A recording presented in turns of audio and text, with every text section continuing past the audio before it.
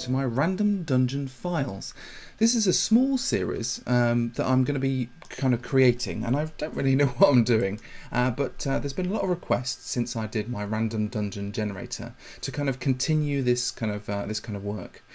Now, since I first started the random dungeon generator, lots of things have changed within Minecraft, and that's particularly why I haven't really done or updated this kind of work so far. But I think we're at a stage now where I can kind of have a little go at it and try and find ways of moving this project forward.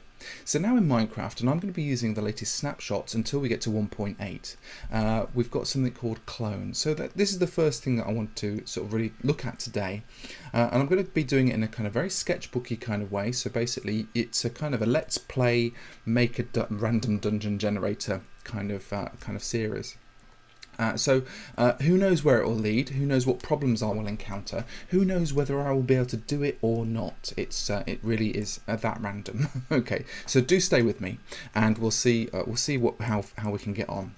I have started a little bit, and I've pressed F3 so I can get my reticule up, and you can kind of see in the middle of the screen I've got a red, a green, and a blue reticule. Red stands for the X. The Z is the blue and the Y is the green. And I've got these chunks, these blocks here. So with the clone command, now clone command means I can take this shape over here and I can clone it into a different area as well. And we've also got fill commands and all this kind of other bits and pieces as well. And rather than explain to you them, I'll show you how they work as we go along, so hopefully your understanding will get better, and also so will my understanding. So we're going to be dipping into the wiki as well, but let's have a look. Now with the clone command, you can the maximum space that you can clone is this sort of cube shape here. That's the maximum space you can clone, and it's 16 blocks by 16 blocks by 16 blocks. I've kind of put a little sign down here. And you can kind of see it's 16 by 16 by 16, and that is like 4,000 something or other blocks big. And Django's with me as well. If you can hear Django, he's playing a modded version of Minecraft at the moment. So it's just Minecraft. Is it just Minecraft? It's just random Minecraft. It looks modded to me. Okay, so let's. Modded, but it's just normal. Okay, cool. So as you see, what I've started doing is I've started planning in this particular area here. Because what I want to do is, obviously, I think the dungeons are going to be within these blocks, and as you walk into a dungeon and make decisions, new blocks will be cloned in. New areas of the dungeon will be cloned in, just like I did in my last dungeon, random dungeon thing. But we were using Seth Bling's set block thing, and it was terrifyingly laggy. But hopefully, this one we can have lots of examples of dungeons. And they can all be cloned in. I mean, my other idea is to have kind of maybe break these into 4 sections, and so the dungeons can become almost like clipped together. So you might have a dungeon that's made up of 8 kind of pieces. So 4 down the bottom, 4 down at the top. And depending on which bits have cloned in, you will get a kind of almost a unique dungeon every time, because they'll have kind of eight parts to each dungeon. Each dungeon room will have up to 8 kind of choices. So that's one way of doing it. So in this episode, I suppose what I'm going to be doing is I'm going to be looking at kind of this space and discovering what it can do. Now, if you are going to follow along with me, and you are very welcome to, and very welcome to learn as we go, what I recommend is that you get I need a piece of paper and a pen or a pencil, just so we can write down some numbers on our desk. Now, I've just got a scrap of paper down here, so I'm going to grab this piece of paper here. It's a dispatch note. So let's get a piece of paper, put it on your desk, and get prepared to write numbers down, because this is what you're going to be doing. So let's show you the kind of clone command first of all, so we can kind of clone this shape here from one area to another. So the way the clone command works is if we go near this bottom left kind of corner, and you can either use the top left corner, it doesn't really matter, but you need a bottom left, like one at the bottom, one at the top, or one at the top, one at the bottom. So you need to kind of create a cube with it. we're going to look at that, and what you can see over here is because we've got F3 pressed, we've got all this information around us. So it will actually tell us what block we're looking at, the actual coordinates of that block. So over on the left hand side, down right at the bottom, it says looking at, and it's got these three numbers. It's got 14, 60 and -1. So we'll write those numbers down first, okay? Now we're going to go right up to the top, right up to the top over here, this one over here, all right? And we're going to look at that one as well. And you can see that I'm looking at it because the little kind of black area around the block is all highlighted. And that says I'm looking at -1, 75 and 14, okay? So I'm looking at those ones. Now I'm going to just put let's put a bit of green right in the middle of it, so we know that it's the right one. So I'll put it all down here, right in the middle. I'll put kind of green and red, and red, red and green. Okay.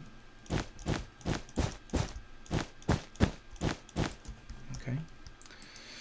So I've got those numbers down. Now what I'm going to do is I'm going to clone that over here. So I'm going to just fly down, drop down here, and this is how I'm going to do it. So if you don't know how to do it, you can press /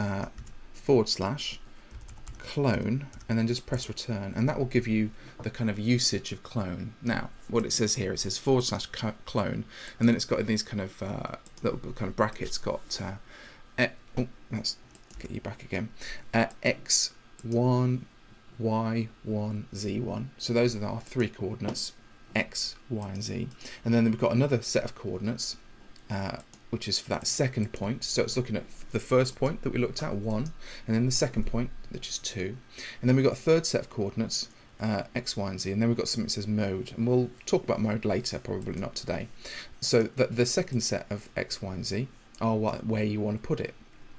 Okay, so we're going to do this. So we're going to go clone, and it's 14, 60, -1, and then a space. And then the second set is -1, 75, and 14. And we want to clone this relative to where I'm standing. Now, if you want an absolute spot, you can actually say that, but we're going to be using relative distances. So if we're using command blocks, we're going to be using it relative to a command block, and this means that we can clone it anywhere, and that will clone in different command blocks and stuff like that. So I'm going to teach you this one, which is we're going to use the tildes. So we're going to tilde, which is x, which is relative to me, and then that's that, and then the next one, which is y, and we're going to put it 5 up, okay. And then the next one is just tilde, so it's going to be directly above me, 5 blocks above me, and then I'm just going to press return, and there it is. So as you see, it just got immediately cloned, and that is the maximum number of blocks. So that's 4096 blocks. So I'm going to write that down in a little sign over here, so just to remind ourselves really, because what I'll be doing is I'll be releasing this map eventually, so everybody can have a little go of it, and you can kind of you can see what it's all made of. So it was at 4096 blocks, and that's the maximum number of blocks. If you try and do more, it will prevent you from doing so. So there you go. So there's our maximum number of blocks. Now if I can go in, I'm just going to set the time. I'm going to set the time today. Oops. And I'm also, while I'm at it, I'm going to stop the day from changing. So I'm going to do game rule, and I'll tab through, do daylight cycle, and I'm going to say false. Okay, so it doesn't stop. You know, we don't get a day-night cycle. It just stays a nice day, so we don't have to deal with nighttime ever.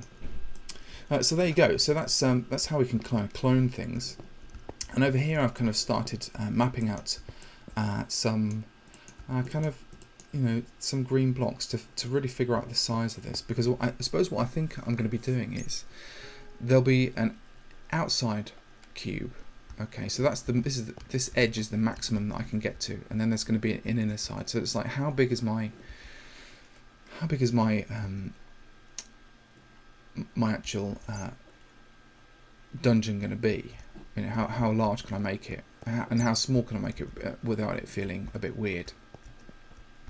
And maybe I can have stairs as well. So one of my ideas is to make so certain dungeons to have stairs going down, stairs going up. So let's have a little go. I'm gonna sort of design a couple of dungeons now.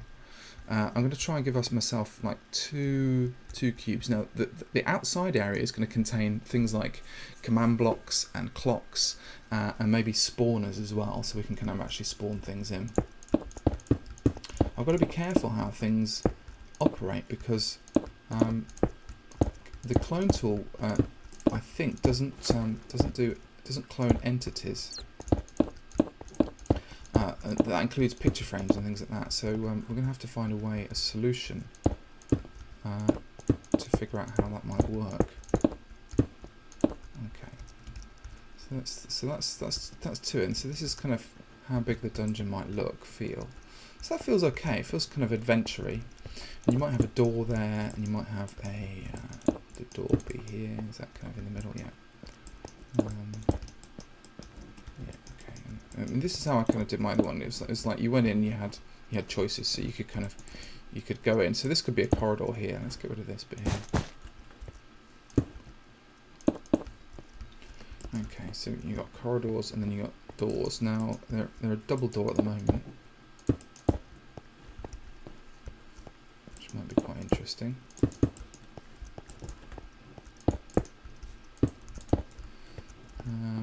So I think it's my. And of course we've got an underneath bit as well, so we don't have to have, it could probably be in the middle, and then there might be kind of like maybe different ways through. So maybe this is a good idea. So again, look, honestly, I am spitballing ideas right now. None of this is planned. So maybe, this is kind of a boring way of going in, isn't it? So you go in, you go like, fight something or other, or discover some secret and things. And then you choose a door and you exit the door. And as you exit this door, a new dungeon gets cloned in. We haven't really discovered how that works yet, but So as the new dungeon spawns in, but we could, if I did it where the entrance was actually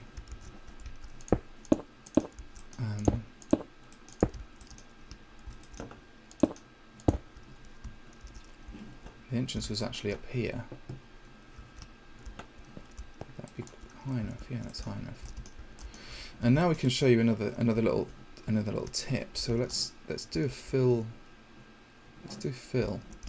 So I'm going to show you another technique, because I want to basically put a floor in here, but I want to do it really quickly. So if we do this /fill.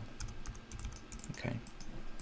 Here we go. It says here fill, and then it's got X, Y, and Z of 0.1, and then X, Y, and Z of 0.2, and then it's got type. Get that back again. Tile name, data value, old block handling, and data tag. So we can ignore all those things. What we're going to do is we're going to look at position 1, position 2, and this will fill in a blocked area. So what I want to do is I want to create a floor here. So I'm going to just look at this block here. Okay, because I want to take a floor from here, so let's write that number down. So that's minus 31, 62, and 7. Okay, and I want to fill that in, so it's over to this side, which is this block here. So this is minus 16, 62, and minus 8. Okay, so we've got that. So this is what we're going to do. We're going to say fill. Let's get my numbers ready. Minus 31, 62, 7, and then minus 16, 62, and minus 8. And we want to fill it with stone. Okay. I think we can do Minecraft. So I'll just press the tab then, and then stone. Let's try it. Lowercase, see if that works. It does work. Look at that, fantastic. So it just fills in that area that you've just described. So if we have it up here, and again we can kind of, let's go 2 in,